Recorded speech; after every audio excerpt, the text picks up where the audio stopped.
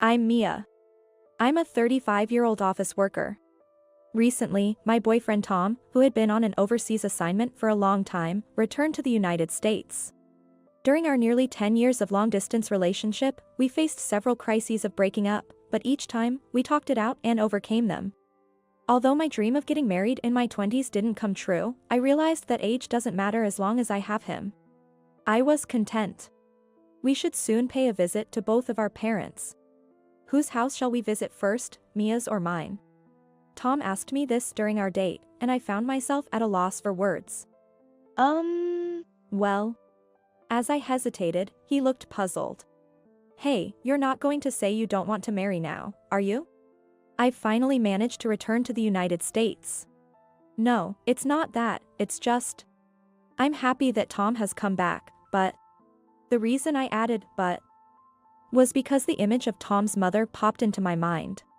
The thought of marrying Tom and having his mother come with the package cast a dark shadow over the idea of our marriage.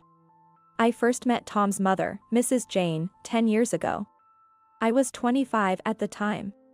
I unexpectedly bumped into Mrs. Jane during a date with Tom, my colleague at the time. Tom, what are you doing here? Oh, are you on a date? Nice to meet you. I'm Jane, Tom's mother. Mrs. Jane was 47 at the time. I was surprised when I first saw her. That's because she looked incredibly youthful and beautiful for someone in her mid-40s. Hi, nice to meet you. I'm Mia, dating Tom. Mrs. Jane looked me up and down thoroughly. It was clearly a judgmental gaze assessing another woman's level. My feeling wasn't just paranoia. Because as soon as Tom stepped away to the restroom, Mrs. Jane said, I knew Tom had a girlfriend, but I thought she would be cuter. I didn't know Tom wasn't picky about looks. Mrs. Jane smirked maliciously as she said it. Not just the face, but the body type too, right? Let's say, curvy. Or in worse terms, fat. Oh dear, I shouldn't say such things, should I? She clearly didn't feel sorry at all. Sure, I'm on the caveat side, but what a thing to say to someone you've just met. Just as I was about to retort, Tom came back from the restroom. Oh, welcome back. I was just having a nice chat with Mia. We've become so close, right, Mia? The moment Tom returned, Mrs. Jane swiftly switched back to the mask of a good mother, smiling sweetly at me. Wow, what a drastic change. I was astounded. After leaving the cafe, I asked Tom. So, what's your mother like? She's quite beautiful, isn't she? Oh yes, she was quite the beauty in her hometown, even crowned as Miss Something or Other in her younger days. That's why she still takes great care of her beauty, I suppose. She doesn't look too bad for her age, does she? Indeed, she might not look bad. She appeared about 15 years younger than her actual age. But her heart was the worst. However, I couldn't bring myself to say such things to Tom, who seemed a bit proud of his beautiful mother. But then I thought, if I marry Tom, she'll become my mother-in-law. Honestly, that thought filled me with apprehension at the time. Then came the 10 years. Soon after, Tom was assigned to work in New York. He left for New York, and naturally, our wedding plans were put on hold. I hadn't seen Mrs. Jane for all that time. Yet. Hey, are you still feeling unsure about marrying me? Lost in my thoughts, Tom's voice brought me back to reality. I guess so. Your father might be worried about you marrying someone like me. Oops, I need to be careful. I got caught up in unpleasant memories from the past. It seems I've unintentionally given Tom the wrong impression. It's nothing like that. I'm just experiencing a bit of pre-wedding jitters. Don't worry, I'm definitely up for getting married. I said to Tom, trying to sound cheerful. No matter what kind of person the future mother-in-law is, I'm not marrying her after all. And it's been 10 years, surely she must have mellowed a bit by now. I tried to reassure myself. But that was nothing more than a fleeting hope. The following month, on the weekend, I was heading to Tom's house. Not for a marriage proposal visit, but just to pick up something he forgot. Tom, of all things, forgot the movie tickets for our cinema date at home. We lost the chance for a leisurely lunch, but it was fine. We'll just enjoy hot dogs and popcorn while watching the movie. We should just make it in time. Wait here for a sec. I'll be right back with them. As soon as we arrived at his house, Tom said this and hurriedly went upstairs. So noisy. Tom? Are you back? Ah. You are. Hearing Tom's voice, Mrs. Jane appeared at the entrance. Hi, hello. I greeted her, and Mrs. Jane suddenly burst into laughter. Oh my. It's that girl from 10 years ago. The chubby piggy. Chubby pig, she must be referring to me. Oh my, still together? Tom really has unique tastes, doesn't he? I never thought he'd still be with the same girl after all this time. Why doesn't he switch to a younger woman? She said, with a faint smirk on her face. I couldn't believe my ears at Mrs. Jane's words. Huh? Of course, right? Tom's an elite who returned from New York. There must be plenty of women aiming for him. You might have slimmed down a bit in the last 10 years, but, on the flip side, there's been some decline, hasn't there? If you were in your 20s a decade ago, that makes you in your 30s now, right? Oh my, you're practically an old lady now. If I've aged over the last 10 years, then Mrs. Jane must have aged too, right? But when I thought about it, Mrs. Jane looked exactly the same as she did 10 years ago. So much so, I wondered if she was not just a beautiful witch, but a real witch. Hey, Mia, right? If you had any common sense, you'd step back yourself, don't you think? Ask yourself if you're truly worthy of Tom, deep in your heart. Just then, Tom came bounding down the stairs again. Sorry for the wait. Took me a while to find the tickets. Let's go. Oh, Mom, what's up? Mrs. Jane answered with a nonchalant face. It's nothing, dear. Come on, you don't want to miss the movie, don't you? Right. Let's go, Mia. Tom grabbed my arm and led me out of the house. I couldn't say anything to Mrs. Jane, and I also couldn't say anything to Tom. What would Tom think if he knew what his mother said? I didn't want to upset him. But I knew I couldn't let things continue this way. With that mother-in-law in the picture, there's no way I could be happy in marriage. But what should I do? I didn't know. Sometime later, Tom came to my house to get approval for our marriage. Of course, my parents said okay. It seemed my father had always hoped I would marry a man of his choosing. But he respected my decision, as it was the man I chose. My father made a request, but it was up to us whether to fulfill it or not. Well, I guess we've cleared Mia's house. Next is my house, next weekend. Tom said, stretching out as we left my house. Yes. At Tom's house, Mrs. Jane would be there. I would need to get her approval for our marriage. Will it be okay? As I felt anxious, Tom reassured me, it'll be fine. I'm with you, which eased my worries a bit. And then, finally, the next weekend arrived. My heart was pounding. What's up, Mia? Are you nervous? Seeing me taking deep breaths, Tom laughed. I understand. I was super nervous when I went to greet Mia's parents too. Especially since your dad is my boss. But it's okay, both my parents are easygoing. You've met my mom before, right? It's precisely because I've met Mrs. Jane before, and because it's her, that I'm so nervous. In my mind, I screamed silently. Hello, welcome. You must be Mia. Nice to meet you, I'm Tom's father. As I opened the door, Tom's father greeted me warmly. Oh, welcome. Then Mrs. Jane appeared from behind. Seeing her, I shuddered. Her makeup was too much. It was like she was ready for a party with such intense makeup. Her eyes were shimmering with glittery eyeshadow. Her outfit wasn't a party dress, but it was something one might wear to the theater. It seemed like her preparation was more about establishing dominance than welcoming me. I discreetly checked my own outfit. My clothes were fine. My stockings had no runs, and my accessories weren't too flashy. My blouse was freshly laundered without a single wrinkle. My hair was neatly styled, and I had just touched up my lipstick in the restroom at the station. Then, as Mrs. Jane passed by me, she said, "You've got lipstick on your teeth." I quickly covered my mouth in panic. But when I checked in the mirror when no one was looking, there was no lipstick on my teeth. Mrs. Jane had lied just to see me flustered. I put my compact back into my bag and stared at my phone inside for a while. I couldn't help but think that today's greeting might just determine my fate. Mrs. Jane, carrying tea on a tray, entered the living room with Tom's father. "Mom, Dad, I'd like to introduce Mia. The person I want to marry, though Mom, you've met her already." Tom broke the ice, and I greeted them. "My name is Mia. I am happy to see you." Tom's father laughed and said, "Don't be so formal. If Tom chose you, we as parents don't have much to say about it. Our son isn't perfect either and might cause you some trouble, but we're counting on you. Right, Jane?" When Tom's father turned to her, Mrs. Jane smiled in a fluster. Yes. Nice to meet you, Mia." Afterward, we had tea and chatted pleasantly. I was relieved. I had been worried Mrs. Jane would oppose the marriage, but it seemed like the greetings went smoothly. Oh my, look at the time. After some friendly conversation, Mrs. Jane looked at the clock on the wall and said, "Sorry about this, but I've been so busy today, I haven't had a chance to prepare dinner. I'll order some pizza, just wait a moment."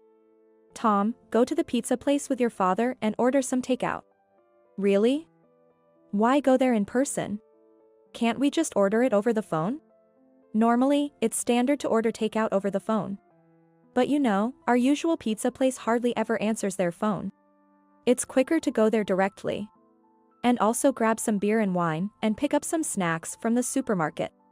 Mrs. Jane urged Tom and her husband, almost forcing them off the sofa. "Come on, hurry up or it'll get late. Enjoy your shopping trip together, just the two of you." With Mrs. Jane's insistence, Tom and his father left the house. The reason for sending them away together became clear soon enough. As soon as they were gone, Mrs. Jane dropped her kind mother facade. Ah. "So it's come to this, has it? Really, such a cheeky woman." "What do you mean?"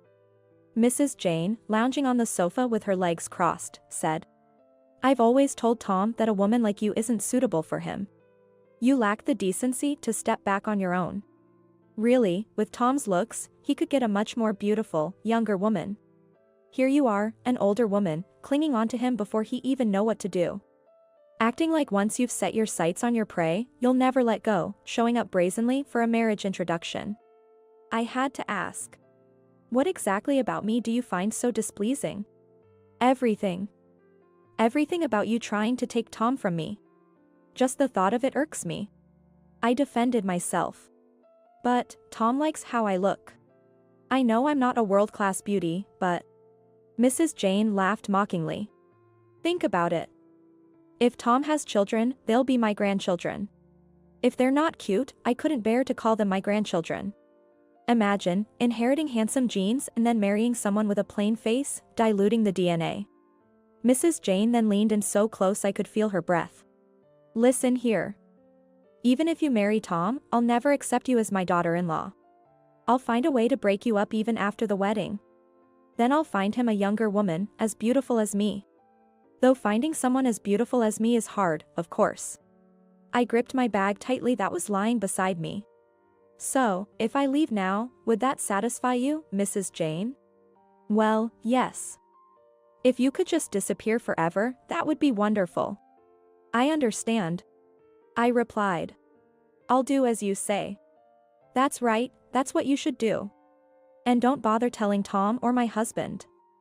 It's useless. I'm always the dutiful wife and kind mother.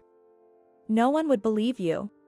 Then Mrs. Jane stood up from the sofa, looking down at me, and said, "Don't ever show your dirty face here again.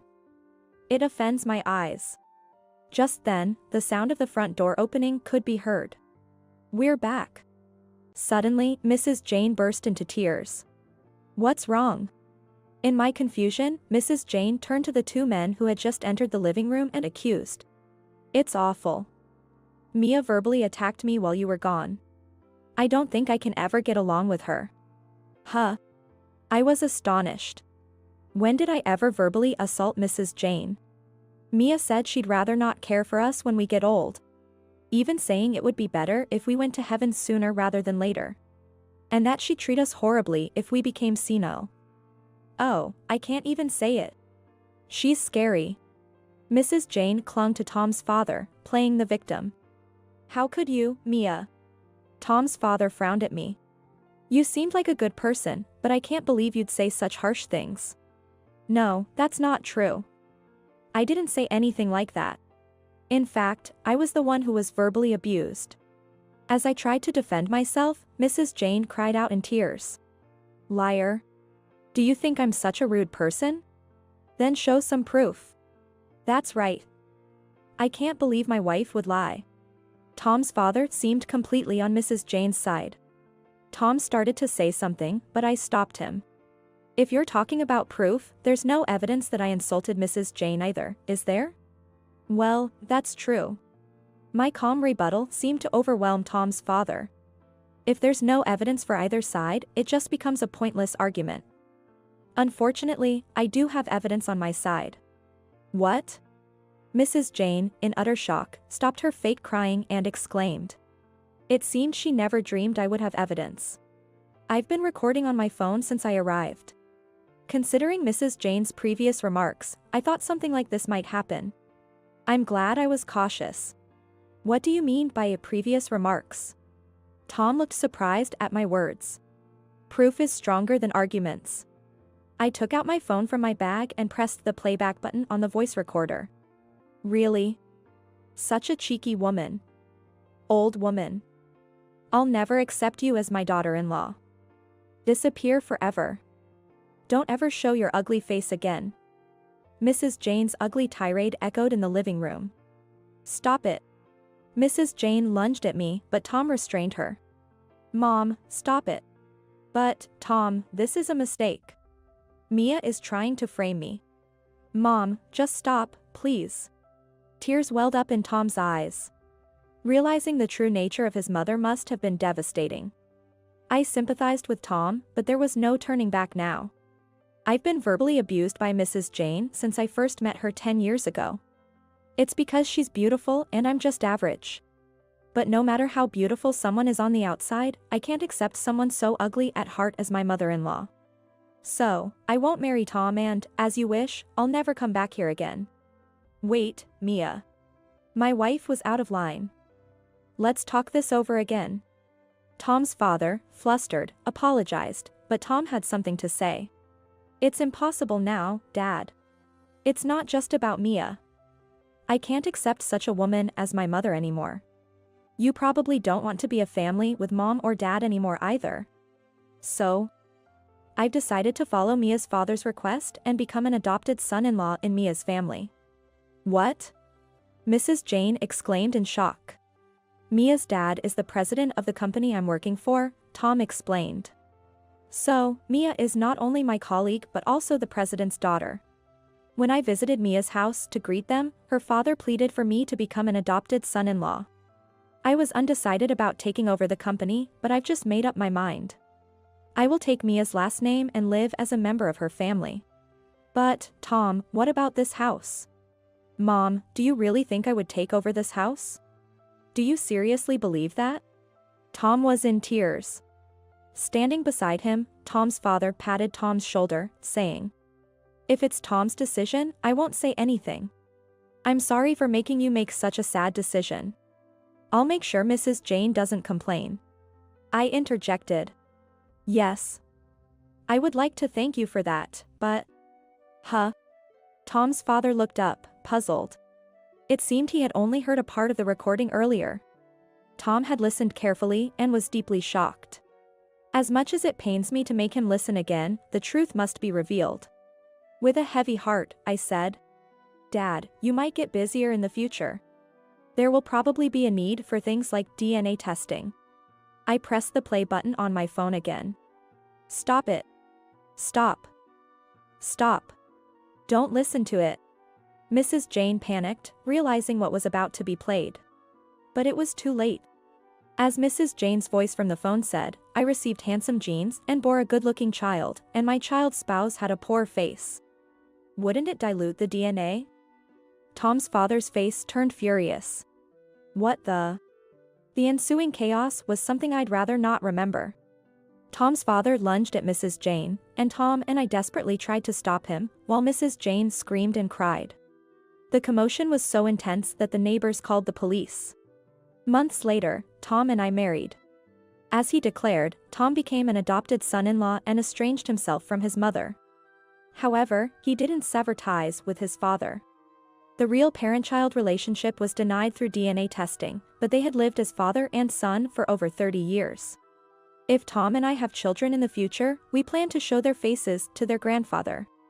Tom's father and Mrs. Jane are getting divorced. Mrs. Jane was sent back to her parents' home, where she was unwelcome and eventually cast out, and now her whereabouts are unknown. Well, knowing her, she's probably being disliked wherever she goes for constantly speaking ill of others. Mrs. Jane, who once effortlessly maintained her witchy charm in a life of luxury, might now deteriorate into a mere witch, struggling with her new hardships. That's what I think.